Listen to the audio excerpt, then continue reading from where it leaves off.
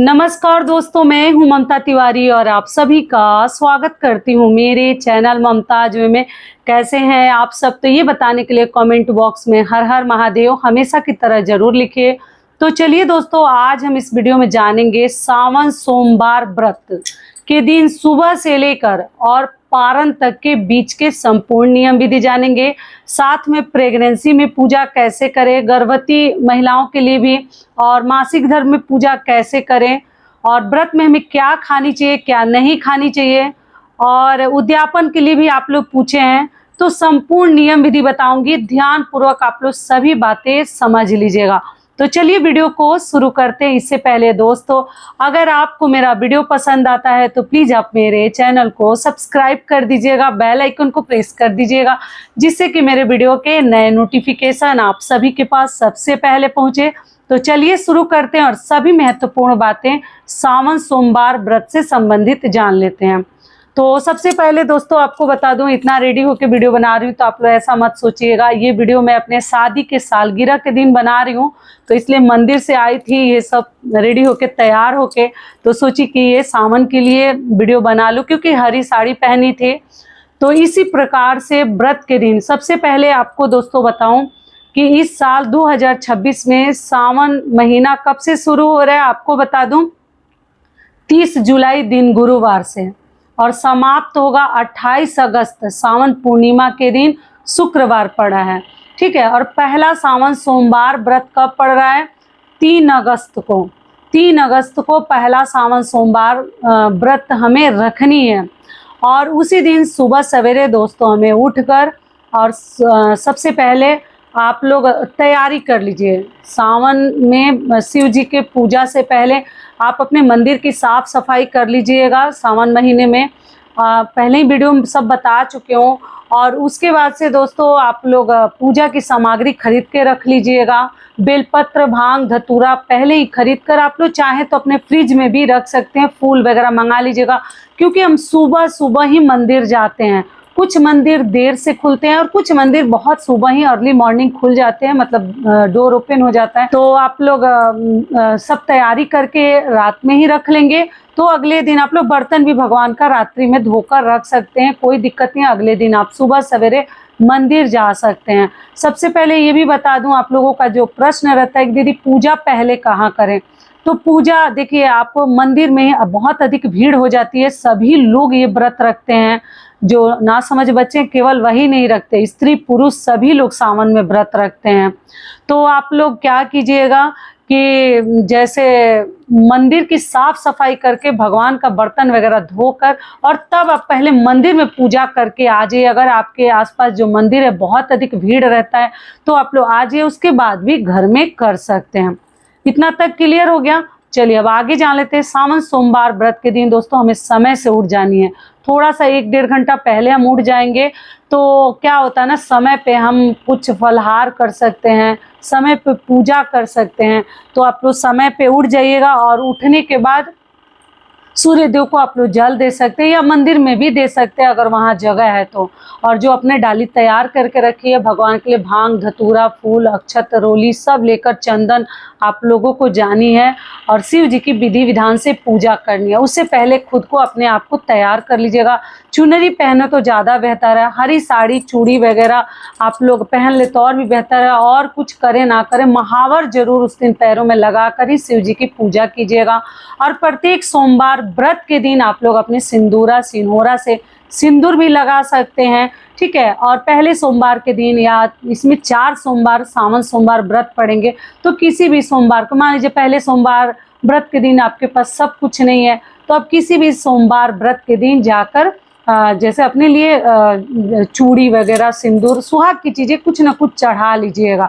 और चढ़ा के मान लीजिए पूरा डिब्बी नहीं है तो अब थोड़ा सा सिंदूर, ऐसे पूजा के सिंदूर में से भी थोड़ा सा लेके, आप लोग बोलते हैं बहुत सारा डिब्बा डिब्बी हो जाता है दीदी क्या करें किसको दें, तो आप क्या कीजिएगा कि थोड़ा सा सिंदूर पेपर में भी निकाल कर माता रानी से स्पर्श करा के उनको लगा के, और वो अपने सिंदूरदानी में भी डाल सकते हैं। अगर डिब्बी ले तो और भी बेहतर है, चढ़ा के फिर वही लगाइएगा, यूज कीजिएगा। और सिंहोरा में भी सावन में आप लोग रख सकते हैं। ये हो गया। तो ऐसे करके, और बेलपत्र अगर मिल जाता है तो बहुत अच्छी बात है। अगर मान लीजिए कि नहीं मिलता है तो आप लोग किसी का चढ़ाया हुआ भी बेलपत्र दोस्तों आप लोग ले सकते हैं, धोकर इस्तेमाल कर सकते हैं, क्योंकि बेलपत्र बासी नहीं होता, इस बात का आप लोग ध्यान रखिएगा। सारी बातें आपको समझा दी। चलिए, उसके बाद से पूजा पाठ हो जाएगा। शिवलिंग के ऊपर ऐसा फल फ्रूट चढ़ाइए कि आपको लेकर नहीं आनी है, ये सोचकर चढ़ाइएगा जो भी चढ़ाते हैं। ऐसा नहीं कि सारा फल चढ़ा दिए फिर वहां से हम कुछ ले नहीं सकते, क्योंकि शिवलिंग का चढ़ा हुआ प्रसाद खाने से हम दरिद्र होते हैं, तो हमें नहीं खानी चाहिए। घर में भी आप लोग पूछते हैं तो बचे तो ना ही खानी चाहिए, हमें मतलब बचानी ही चाहिए, तो आप लोग ना ही खाए तो बेहतर है। और फोटो प्रतिमा का प्रसाद अगर घर में पूजा पाठ करते तो आप लोग खा सकते हैं। और वहाँ माता रानी को आप लोग चाहे तो चुनरी भी चढ़ा सकते हैं या कलावा भी चढ़ाकर पूजा पाठ कर लीजिएगा। मंदिरों में दोस्तों बहुत अधिक भीड़ ना करें, आप ही बैठ के, ऐसा नहीं कि बहुत देर तक पूजा करें और बाकी लोग को हम समय नहीं दे रहे हैं, तो इस बात का ध्यान रखिएगा। ये भी कोई मतलब ऐसा कार्य आप नहीं कर रहे हैं धर्म वाले कि लोग परेशान हैं और हम ही बहुत सारे लोग शिवलिंग को घेर के बैठ जाते, छोड़ते ही नहीं है कि बाकी लोग पूजा करें। तो ये गलती आप लोग मत कीजिएगा, समझदारी से हर जगह हमें कार्य करनी चाहिए। ये क्लियर हो गया। अगली चीज़ क्या है कि बहुत सारा ज्वेलरी और गहना पहन के दोस्तों ना जाए। गजरा वगैरह मिले तो सावन सोमवार व्रत के दिन केवल आप लोग आर्टिफिशियल भी लगाकर पूजा करने जा सकते हैं, या घर में भी लगा सकते हैं, लेकिन जरूर लगाएगा। शुभता का प्रतीक गजरा को माना जाता है, ठीक है। उसके बाद से आप लोग ज्वेलरी पहन के ना जाए। मैं वीडियो देखी थी कि कैसे लोग चोरी करते हैं। बट सावित्री में चेन काट के एक लेडीज जा रही थी, तो देखिए शुभ में अशुभ हो जाएगा, परेशानी में आप लोग पड़ जाइएगा। तो ज्वेलरी पहन के ना जाए। घर में आकर मंगलसूत्र वगैरह दोस्तों आप लोग पहन सकते हैं, पूरे दिन पहन के भी रख सकते हैं, या केवल पूजा कर रहे हैं तो पहन लीजिए, ठीक है। जो बड़ा वाला आपका मंगलसूत्र है या जो भी है देख लीजिएगा। उसके बाद से हरी चूड़ी तो एक बार माता रानी को चढ़ा के भी हम पहन सकते हैं। अगर पुराना रखे हैं तो सावन चढ़ते ही आप लोग शुरू कर दीजिएगा पहनना, क्योंकि पिछले साल का भी हमारे पास कुछ ना कुछ रहता ही है चूड़ी वगैरह, तो पहननी है। और वहाँ से आने के बाद फिर से एक जैसे बेलपत्र के ऊपर चंदन वगैरह थोड़ा चढ़ा लीजिएगा, वही आकर अपने पति को लगा दीजिएगा। अगर पास में है तो, नहीं है कोई बात नहीं, अपने बच्चे को बेटे को भी लगा सकते हैं। उसके बाद से अगर पति घर में है तो आप लोग प्रणाम कर लीजिएगा, क्योंकि हमारे शिव जी से बढ़ के देवी देवता तो है, चलो मानते हैं, लेकिन हमारे लिए तो वही हमारे देवता हैं। सबसे पहले हमें अपने भगवान को मतलब अपने पति को प्रणाम करनी है। हमारे भगवान स्वरूप जो पति हैं, जिनके देखिए अच्छे नहीं रहते पति ना, तो वो लोग इस बात पे गुस्सा करते, लेकिन नहीं होनी चाहिए। देखिए सबका अपना अपना ये है, सबके पति खराब नहीं है, सबके पति अच्छे भी नहीं है। तो जिनके अच्छे नहीं है वो महिलाएं तो बहुत दुखी रहती हैं, उन्हें तो सच में अच्छा नहीं लगेगा। जो गाली देने वाला हो, मारने वाला हो, तो उनकी बात ही अलग है। लेकिन जो पति आपको भगवान समान क्यों लगता है, जो आपको आदर करे, सम्मान करे, इज्जत सबसे बड़ा चीज़ है। अगर इज्जत और सम्मान करने वाला पति हो तो वो हमारे लिए देवता तुल्य ही है। तो इसलिए वहाँ से आकर हमें प्रणाम कर लेनी है। उसके बाद से दोस्तों आप लोग अपने घर के अगर पूजा करके गए हैं, भोर में उठे हैं तो कोई बात नहीं, उसके बाद आप लोग फलाहार कीजिए। अगर नहीं करके गए हैं तो आप लोग फिर से आकर अपने घर में पूजा पाठ कर लीजिए। और करने के बाद दोस्तों आप लोग जैसे फल फलाहार अपने लिए जो भी आपको भगवान ने दिया आप लोग खा सकते हैं। बिना व्रत रखे भी केवल पूजा पाठ भी आप लोग कर सकते हैं। ये भी बता दूं, कुछ लोग हैं उनको शारीरिक मतलब क्षमता वैसी नहीं है, तो वो केवल पूजा पाठ करके भी जैसे भोजन कर सकते हैं शुद्ध सात्विक, बिना लहसुन प्याज का। अगली चीज़ क्या है कि जो मासिक धर्म है वो केवल मानसिक रूप से आप भगवान को मन में याद कर सकते हैं। और 4 व्रत पड़े हैं, कोई ना कोई तो खराब होगा ही, तो आप लोगों को चिंता नहीं करनी है। पहला खराब हो जाएगा, दूसरा कर लीजिएगा। तो आप केवल व्रत भी रख सकते हैं या छोड़ भी सकते हैं। अगर पूजा नहीं करनी है तो छोड़ भी सकते हैं, या आपको श्रद्धा है तो आप लोग केवल व्रत रख लीजिएगा, पूजा मत कीजिएगा, घर परिवार के लोगों से करवा लीजिएगा।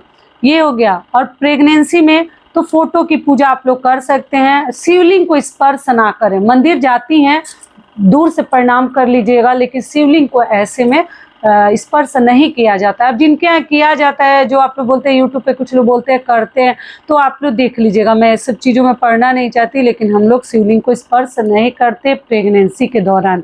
घर में फोटो प्रतिमा से आप लोग पूजा कर सकते हैं। मान लीजिए जो लोग मंदिर नहीं जा सकते, असमर्थ हैं, या न्यूली मैरिड जो लड़कियां हैं, बहुएं हैं, नहीं जाती हैं, तो आप लोग जैसे घर में भी पूजा पाठ कर लीजिएगा।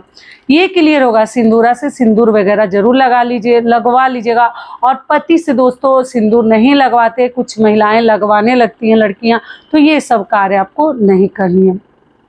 चलिए, अब उसके बाद से हम शाम को अगर शिव मंदिर आसपास है तो वहाँ जाकर फिर से आप लोग भगवान के पास दिया जला के आ सकते हैं।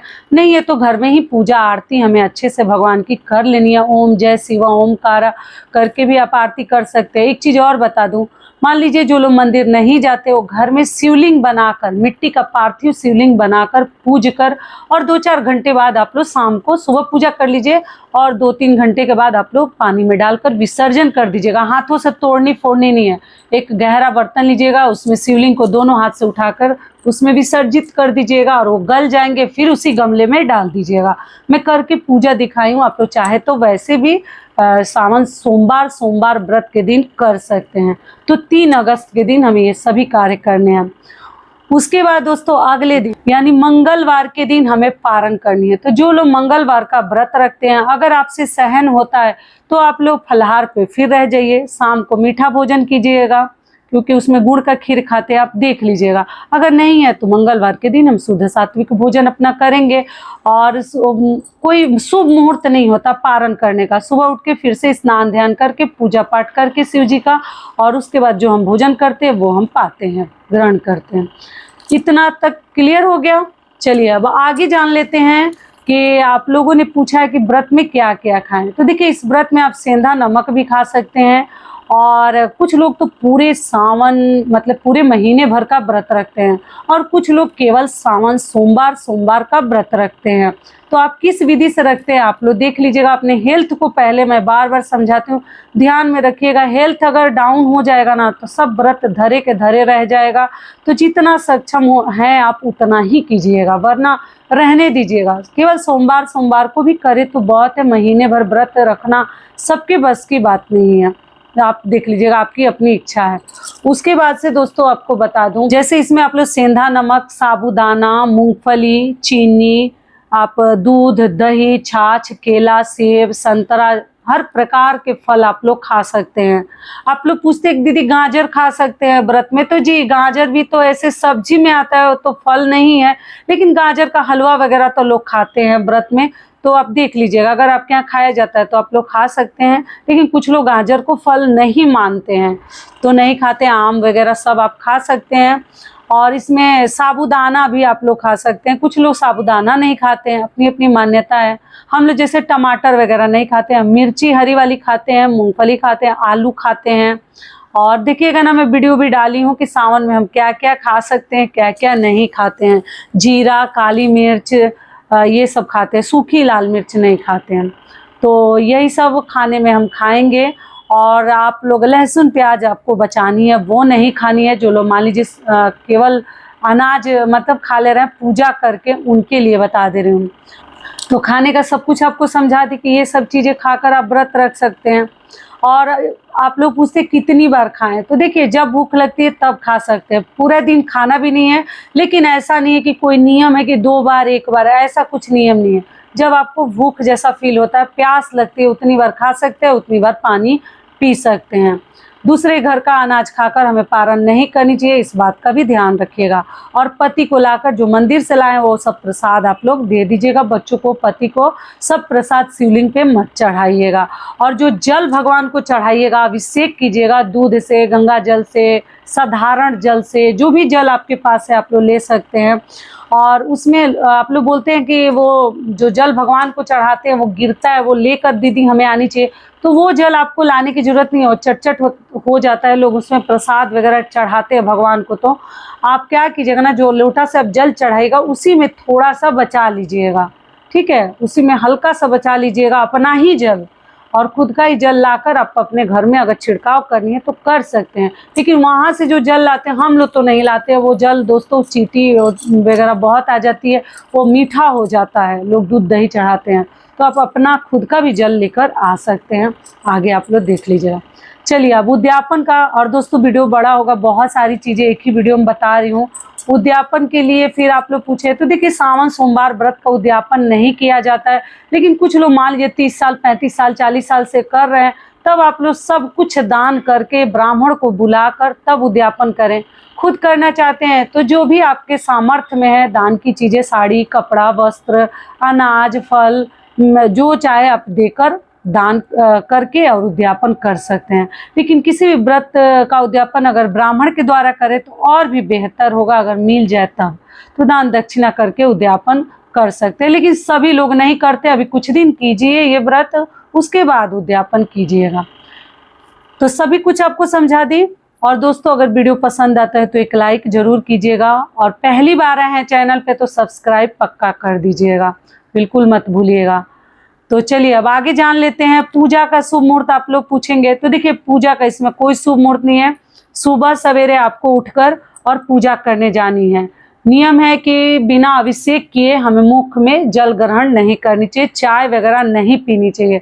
लेकिन मान लीजिए कि जिनका शारीरिक क्षमता वैसा नहीं है, वो कोई मेडिसिन लेते हैं सुबह सुबह, मेडिसिन आप लोग इसमें ले सकते हैं, क्योंकि जलहारी फलाहारी व्रत है, ले सकते हैं। तो कोई मेडिसिन ले आप मान लीजिए कि ले रहे हैं, या आपसे नहीं रहा जाता है, गैस बनता है, एसिडिटी, तो आप लोग जल मतलब और चाय पीकर भी जाकर अभिषेक कर सकते हैं। लेकिन कोशिश कीजिए कि जितना ही सुबह जाएंगे बिना जल का, बिना चाय पिए अगर करें तो और भी बेहतर होगा। तो आशा करती हूँ ये वीडियो आप लोगों के लिए बहुत अधिक लाभकारी होगा। फिर मिलती हूँ एक नए वीडियो में, तब तक के लिए नमस्कार। स्वस्थ रहिए, सुरक्षित रहिए, और जहाँ कहीं भी रहिए खूब खुश रहिए। धन्यवाद।